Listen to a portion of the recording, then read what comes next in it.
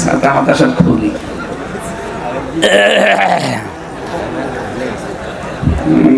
আমার সব ভিজে গিয়েছে, জ্বর ছুটে যাচ্ছে মনে হয়।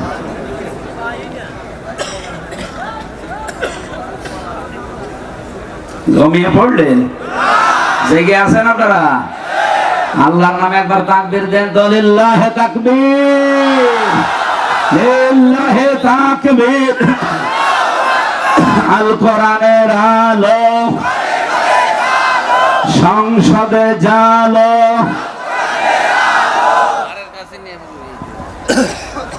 সম্মানিত ভাইরা, যিনি দায়িত্বে আছেন ওনা কিন্তু দুইটা নবীর নাম নিয়ে আছেন, ডক্টর মোহাম্মদ ইউনূস। একটা মোহাম্মদ আর একটা কি, দুই নবীর নাম নিয়ে আপনি বসে আছেন, অথচ আমার নবীকে এই দেশে গালি দেওয়া হয়, আপনি কিছু করেন না।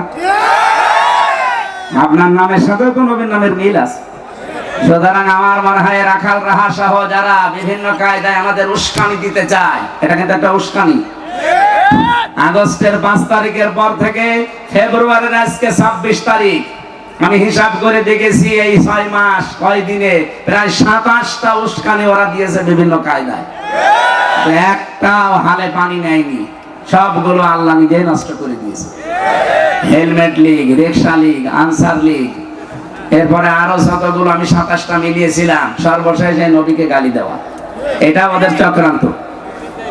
যে এটা করবে আর আমরা মুসলমানেরা এই দেশে উত্তেজিত হয়ে ওকে মারবো, ওটা বিশ্ব মিডিয়ায় দেখিয়ে বলবে এই দেখেন বাংলাদেশে জঙ্গি ভরে গেছে, সংখ্যালঘু নির্যাতন চলছে। মুসলমানেরাও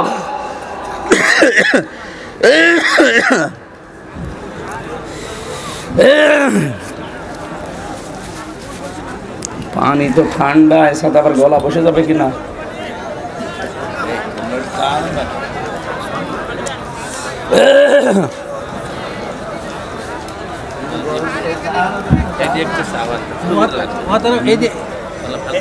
এটা একটু চেয়ারম্যান যেটা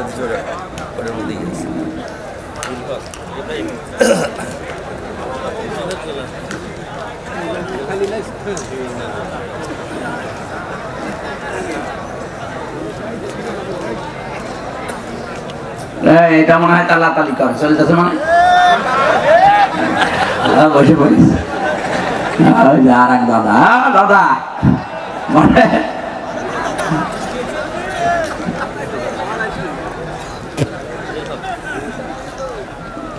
খুব যদি জরুরি হয় যাবে, যেমন বিড়ি খাওয়ার নেশা, খেয়ে চলে আসবে, এটা জরুরি অনেকের কাছে।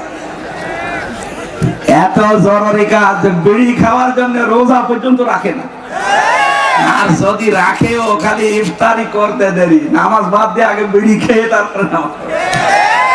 এমন বিড়ি খাওয়া পাইছি আমি, কিন্তু আমি ইফতারি করে নামাজে ঢুকবে না, বসে আগে এক টান দিয়ে নি। কি নেশা! আর কত কষ্ট করে যে 12 ঘন্টা কাটিয়েছে। এখানে হয়তো 1-1.5-2 ঘন্টা বসে আছেন, আপনাদের নেশা যাদের লেগেছে যান, খেয়ে আবার চলে আসবেন, কিন্তু আসবেন তো ইনশাআল্লাহ।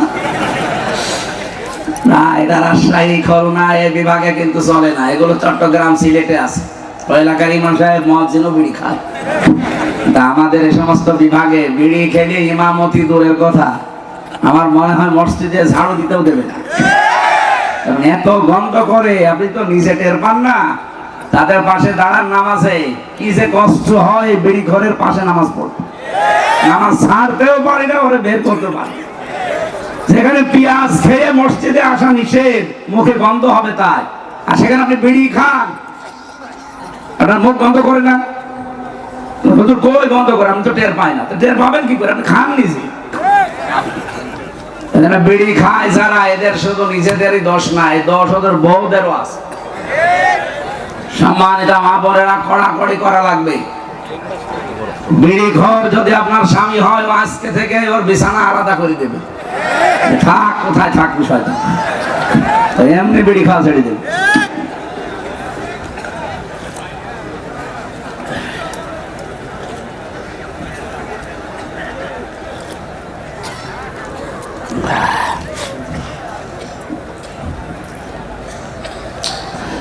আমার ভাইরা, যে কথাটা তুলেছিলাম, আমাদের অতীতে যত মানুষ আল্লাহ পাঠিয়েছেন প্রত্যেকটি জাতির উপরে, নবীর উম্মতদের উপরে এই রোজা কিন্তু ফরজ ছিল। ফামান শাহিদা মিনকুম শাহরা ফালইয়াসুমহু, তোমাদের ভেতরে কেউ রোজার মাস যদি পেয়ে যায়, আমি আল্লাহর নির্দেশ সে যেন অবশ্যই রোজা রাখে। এর যতগুলো উপকার আছে আমি একটা শরীরের কথা বললাম ক্রোশ দিয়ে। এই পৃথিবীতে আরো উপকার হচ্ছে রোজা রাখার দ্বারা, যেহেতু তাকওয়া অবলম্বন হবে। কোন মানুষ যদি তাকওয়া অর্জন করতে পারে, তার প্রথম উপকার আল্লাহ দুনিয়ায় তার অভাব দূর করে দেবে। যে সমস্ত গরিব মানুষেরা পরিশ্রম করে, বিশেষ করে ভ্যান রিক্সা চালায়, মাটি কাটে, এরা মনে করে যে আমাদের জন্য রোজা না। না, আপনি যদি ভাগ্য প্রসন্ন করতে চান, আপনার জীবনের অভাব যদি দূর করতে চান, অবশ্যই আপনাকে রোজা রাখা লাগবে। ওয়ায়ারযুকুহু মিন হাইসু লা ইয়াহতাসিব ওয়া মান ইয়াতাওয়াক্কাল আলাল্লাহি ফাহুয়া হাসবু ইন্নাল্লাহা বালিগু আমরি قد جعل الله لكل شيء قدرا। বলেন আল্লাহু আকবার। কোন মানুষ যদি আমি আল্লাহকে ভয় করার নীতি অবলম্বন করতে পারে, রাব্বুল আলামিন বলেন এমন জায়গা থেকে ওর রিজিকের ব্যবস্থা আমি তৈরি করে দেই, এমন জায়গা থেকে ওর বিপদটা দূর করে দেই, ও ভাবতেও পারে না যে এই জায়গা থেকে সাহায্য আসতে পারে। এটার এক নাম্বার কারণ হচ্ছে আপনার ওই তাকওয়া। বলেন তো কি? আরো জোরে বলেন। তাকওয়া অবলম্বনকারী যারা, এদের আল্লাহ পুরস্কারের কথা বলেন। ইয়াউমা নাহশুরুল মুত্তাকিনা ইলার রাহমানি ওয়াফদা। আল্লাহ বলেন আমি আল্লাহর মেহমানদারি করাবো ওই তাকওয়া সম্পন্ন মানুষদেরকে, যেদিন আমি কিয়ামতে মানুষদের হাজির করব। লক্ষ লক্ষ কোটি কোটি মানুষদেরকে আল্লাহ এক ময়দানে হাজির করবে। ওখান থেকে শুধু রোজাদার যারা তাকওয়া অবলম্বন করেছে, ওদেরকে আল্লাহ আলাদা মেহমানদারি করাবে। তারাই আর নামে একটা দরজা বানিয়ে রাখবে, যাকে তাকে আল্লাহ ঢুকতে দেবে না। যাদের রোজাগুলো কবুল হয়েছে, এই মানুষগুলোকে আল্লাহ প্রবেশ করাবে। রোজাটা আল্লাহ দেওয়ার কারণ অন্যতম গরিবের ক্ষুধা যেন আমরা ধনীরা টের পাই। না খেয়ে থাকলে মানুষের যে কি কষ্ট হয়, এটা যেন ধনী মানুষ এই 12-13 ঘন্টা না খেয়ে একটু টের পায়। ওয়ানাসুকুল মুজরিমিনা ইলা জাহান্নামা বিরদা।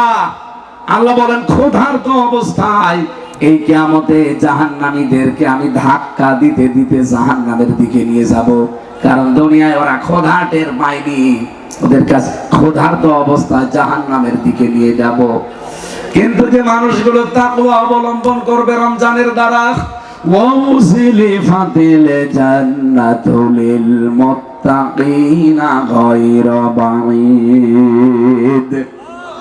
সূরা কফের ভেতরে আল্লাহ জানিয়েছেন মুত্তাকি বান্দাদের জন্য জান্নাতে যাওয়া লাগবে না, জান্নাত আমি নিজে তাদের কাছে করে দেব।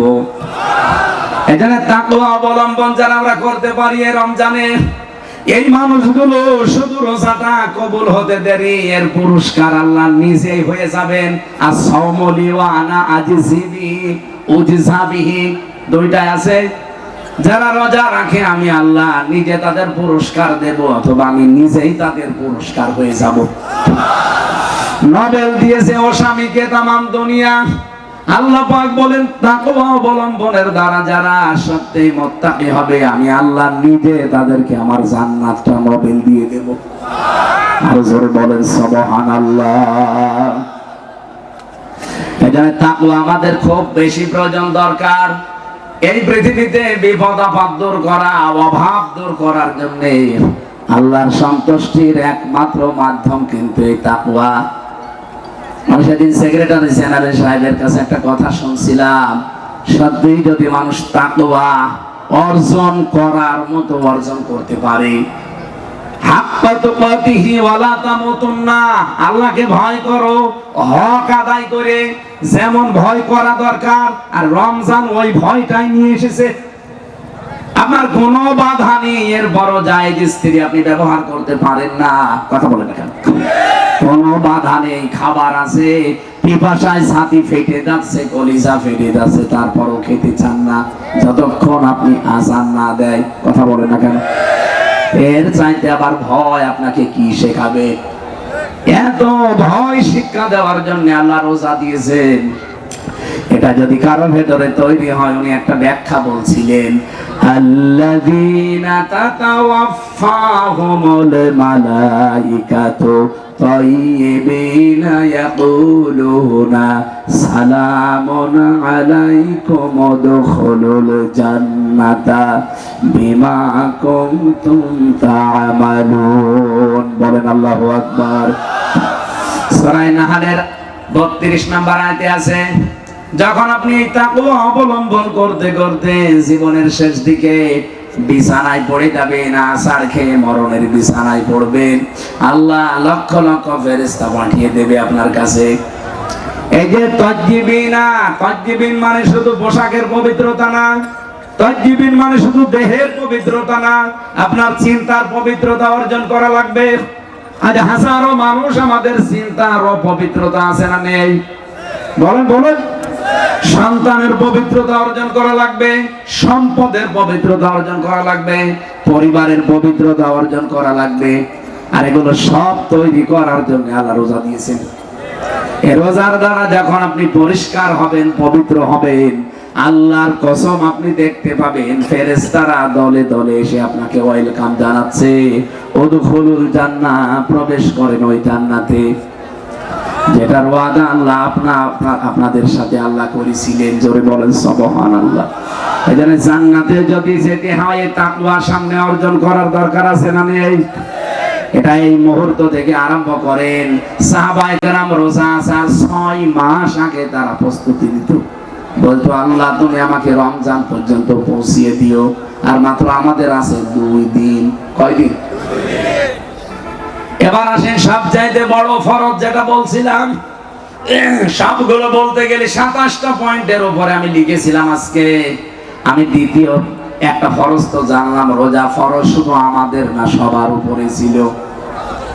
কিন্তু সবচাইতে বড় ফরজ কোনটা? সব ফরজের বড় ফরজ কোনটা? রব্বুল আলামিন বলেন এই রমজান, এদিকে তাকান, এই যে রমজান, এই মাসটা কোরআন নাযিল হওয়ার আগেও ছিল না? ছিল না? এটা মাত্র 1500 বছর আগে আমরা কোরআন নাযিল পেয়েছি, অথচ পৃথিবী তৈরি হয়েছে হাজার হাজার হাজার হাজার বছর আগে। তো ওই সময় কি রমজান ছিল না? হ্যাঁ, ও ছিল কোথায়?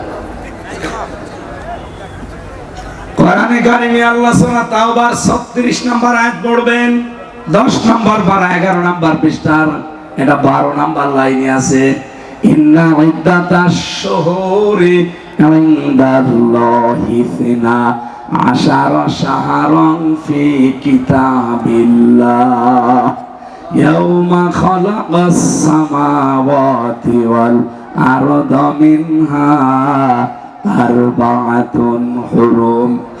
আল্লাহ পাক বলেন আমি আল্লাহর কাছে গণনার দিক থেকে মাসের সংখ্যা 12টা।